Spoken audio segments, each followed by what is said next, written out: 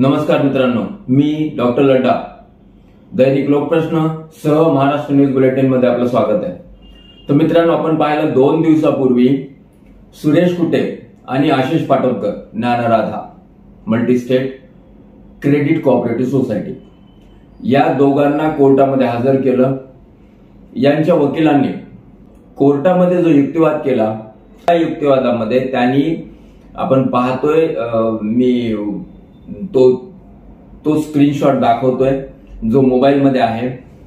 त्यांनी हे सांगितलं की कुटे ग्रुपचा खूप मोठा फंड 10,000 कोटीचा फंड हा पडून आहे।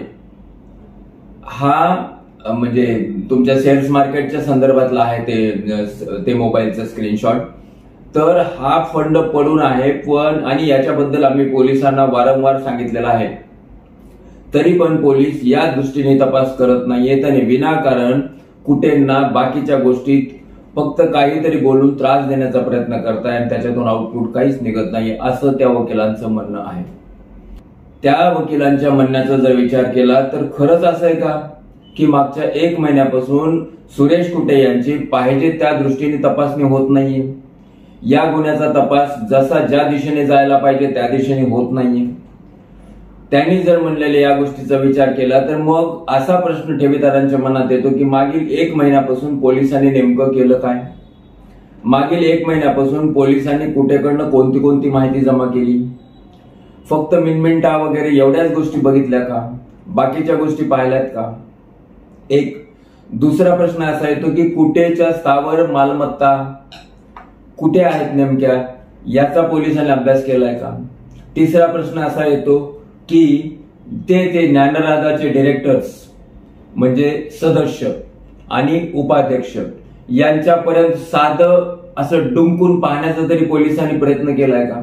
पकडणं, अटक करणं, शोधणं ह्या गोष्टींनंतर बघू, हा तरी प्रयत्न पोलिसांकडनं झालाय का? झाला असेल तर मग पोलिसांनी ठेवीदारांच्या समोर या बाजू कुठेतरी मांडल्यात का? कारण असंख्य त्रस्त ठेवीदार पोलिसांना भेटायला जातात, या गोष्टी मांडल्यात का? जर हे सगळं झालं असेल तर मग या गोष्टी कोर्टात मांडल्या होत्या का? जर मांडल्या नव्हत्या तर का नाही मांडल्या? असे असंख्य प्रश्न ठेवीदार आमच्या बरोबर बोलून दाखवतात।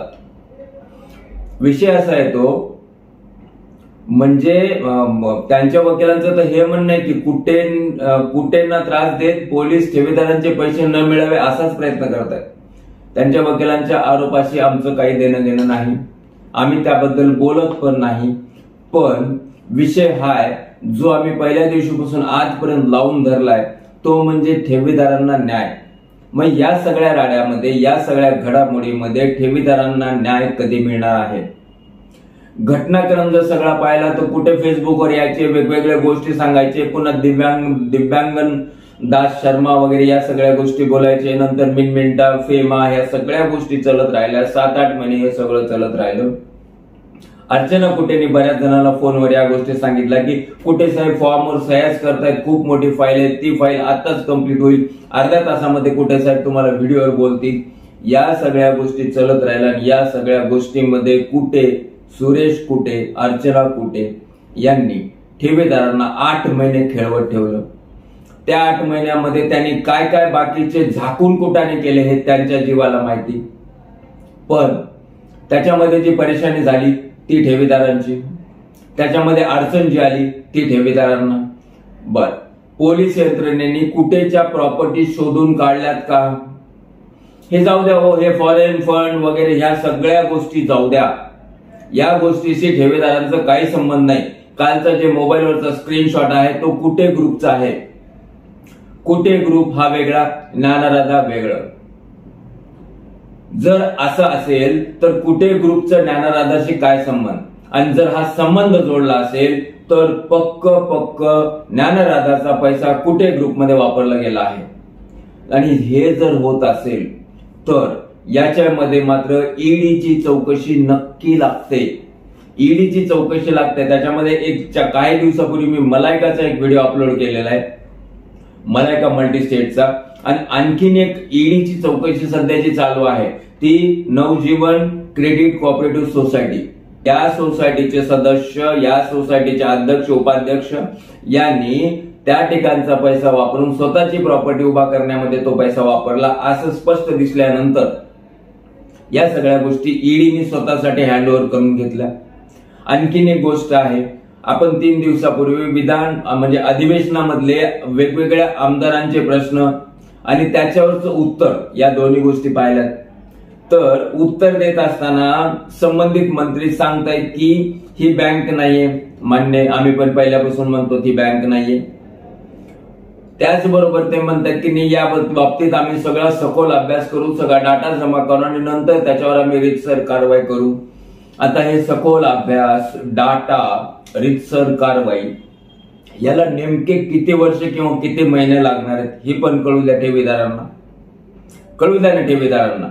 मागच्या 8 महिन्यामध्ये केसेस झाल्यात, हे सगळा कुटाणा, एवढा मोठा राडा. बरं, फक्त बीड जिल्ह्यापुरतच लिमिटेड नाहीये, महाराष्ट्रामध्ये पांगलेली गोष्ट आहे, ज्याच्यासाठी तुम्ही म्हणजे शासनाने कुठे ग्रुपवर रेट टाकली, माहित नव्हतं त्यावेळेस हे सगळं आहे म्हणून, आता पण माहित नाही हे सगळं आहे म्हणून. मग आता आणखीन कोणता डाटा कलेक्ट करायचा आहे? बर, डाटा कलेक्ट केल्यानंतर पुढे तुम्ही नेमकं काय करणार हे तरी सांगितलं का? असंख्य ठेवीदार किंबहुना 80-90% ठेवीदारांचं स्पष्ट मत आहे की हा तपास एक तर ईडीकडे द्यावा, नाही तर सीबीआय कडे द्यावा. सीबीआय स्वतःच्या ताब्यात केस कधी घेतं याच्यासाठी जर 3 गोष्टीचा अभ्यास केला तर एक गोष्ट आहे, राज्य शासनाने केंद्र शासनाला विनंती करायची असते की याच्यामध्ये असं फ्रॉड झालेला आहे, त्याच्यामुळे ही गोष्ट आपल्या अखत्यारीत सेंट्रल ब्युरो ऑफ इन्व्हेस्टिगेशनला द्यावी. एक. दुसरी गोष्ट, दिल्ली स्पेशल पोलीस ऍक्ट 1946 च्या अखत्यारीत जर स्टेटला काही त्याच्याबद्दल कंप्लेंट करायची असेल तर क्लॉज नंबर सेक्शन नंबर 6 नुसार कंप्लेंट करता येते आणि सेंट्रलला सेक्शन 5 नुसार कंप्लेंट करता येते. दुसरी गोष्ट. आणि तिसरी गोष्ट, सुप्रीम कोर्ट किंवा हायकोर्ट, दोन्ही पण सुप्रीम कोर्ट किंवा हायकोर्ट सुमोटो ऑर्डर करू शकतं की नाही याच्यामध्ये सीबीआयचा तपास व्हावा. हे तिन्ही ऑप्शन्स आहेत सीबीआय साठी. ईडी साठी तर चक्क दिसतंय, जर तुम्ही ज्ञानराजाचे पैसे तुमच्याकडेच वापरले नाहीत कुठे ग्रुपमध्ये, असं जर गृहीत धरलं तर तुम्ही कुठे ग्रुपचा पैसा येणारा ज्ञानराजाला का देता आणि एवढा ज्ञानराजाबद्दल तुम्हाला कधीपासून पुळका आला? असंख्य ठेवीदार हे विविध राजकीय पक्षांना फोन करतायत, राजकीय पुढाऱ्यांना फोन करतायत, त्या पक्षाचे जे काही मुख्य वगैरे असतील त्यांना फोन करतायत. बऱ्याच ठिकाणी असं झालं होतं की ते फोन म्हणजे फक्त गप्पा आहे, त्याच्यावर गांभीर्य नाही. हे सगळं गांभीर्याने व्हायला पाहिजे. आणि जसं सांगितलंय, अधिवेशन संपल्या या बाबतीचा अभ्यास किती वेळ लागणार तुम्हाला सगळा अभ्यास घ्यायला? मागील 1 महिन्यापासून जर कुठे पोलिसांच्या ताब्यात आहेत तर त्या 1 महिन्यामध्ये सगळं मिळालं असेल ना.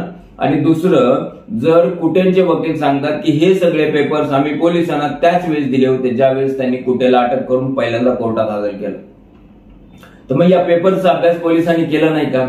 आम्हाला सूत्रांनी दिलेल्या माहितीनुसार हे 8 ते 10 हजार पेजेस आहेत. मग 8 ते 10 हजार पेजेस मधले एक 10-12 तरी पेजेस पोलिसांनी उघडून बघितलेत का? म्हणजे उघडून बघितल्यानंतर त्याच्यामध्ये पोलिसांना खरंच काही सापडलंय का? जर ते निफ्टी आणि सेन्सेक्स या सगळ्या गोष्टीचे एक स्क्रीनशॉट येणारा पेज आहे आणि त्याच्यामध्ये 10,000 कोटी आहेत आणि सांगितल्याप्रमाणे पुढारी पण अधिवेशनामध्ये हेच बोलत होते 2,000 कोटी आकडा डिक्लेअर तरी झालाय का? पोलिसांनी याची तरी तसदीक घेतली आहे का की नाही रे बाबा, ज्ञानराजाचे किती ठेवीदार आहेत त्याची यादी द्या, किंवा मेन शाखा सील केले तर त्या शाखेमधून तरी कमीत कमी यादी घ्या, ती पण आहे की नाही? म्हणजे तपास फक्त तेवढ्याच गोष्टींनी चालतोय का जेवढ्या लोकांनी कंप्लेंट केल्यात, मुख्य FIR, परत त्याला जोडलेल्या पुरवण्याचा अभ्यासच होत नाहीये. कारण कुठेचे वकील कोर्टात बोलताना हे स्पष्ट सांगतायत की नाही, हे बघा एवढ्या कंप्लेंट आहेत, 25, 38 काय 28 वगैरे जे असतील ते, आणि त्याच्यानुसार आम्हाला एवढंच देण आहे. मग बाकीचे त्याला जोडलेल्या ज्या काही तक्रारी होत्या त्या कुठे आहेत? एक म्हणजे तक्रारी कमी आहेत हे स्पष्ट होत आहे. मग तक्रारी कमी असण्यासाठीचे 2 कारण आहेत. एक कारण तर ठेवीदार तक्रार करण्यासाठी जात नाहीये, किंवा दुसरं कारण डिपार्टमेंटचा स्वतंत्र तक्रारी घेऊन तिथं प्रेझेंट करत नाही. हे जर असं सगळं चालत राहिलं तर हा ज्ञानराजाचा जो काही प्रकार चालू आहे तो किती दिवस आणि किती वर्ष चालणार आहे? ह्या सगळ्या गोष्टीचा विचार करणं जरुरी आहे, कारण ठेवीदार मरतोय, ठेवीदार अक्षरशः त्रस्त आहे, त्याची रात्रीची झोप उडालेली आहे, आनंदाचं जेवण उडालेलं आहे, त्याच्या पारिवारिक सुख पण तुम्ही संपवलेलं आहे. आणि हे सगळं जर मिळवून द्यायचं असेल तर कुठं ना कुठंतरी कॉन्क्रीट व्हावं लागेल. शासन दरबारी, प्रशासन दरबारी कुठं ना कुठंतरी कॉन्क्रीट व्हावं लागेल. हे जर झालं तरच होईल. आता याच्यामध्ये ना असंख्य ठेवीदार हे ministry of multi state cooperative societies, तर यांना पत्रव्यवहार करतायत, यांना मेल करतायत, त्याच्याबद्दलची एक लिंक असंख्य ज्ञानराधा ठेवीदारांच्या ग्रुपमध्ये येते आणि त्यानुसार लोक चालतायत.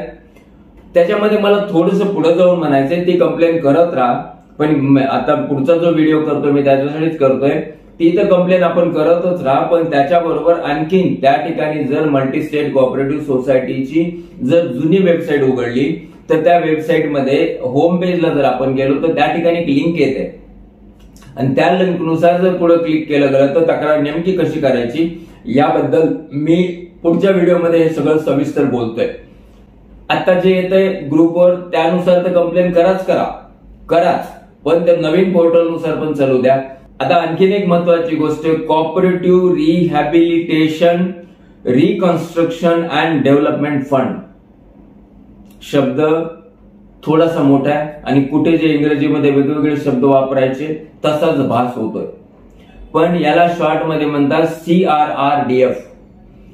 जर हा म्हणजे multi state cooperative society act amendment किंवा ऍक्ट 2002 याच्यातलं सेक्शन नंबर 63A आहे.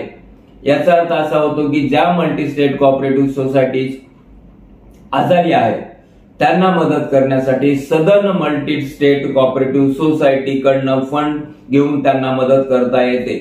सदन सोसायटी कडनं घ्या किंवा तुमचे जे फंड आहेत त्या फंड मधनं घ्या.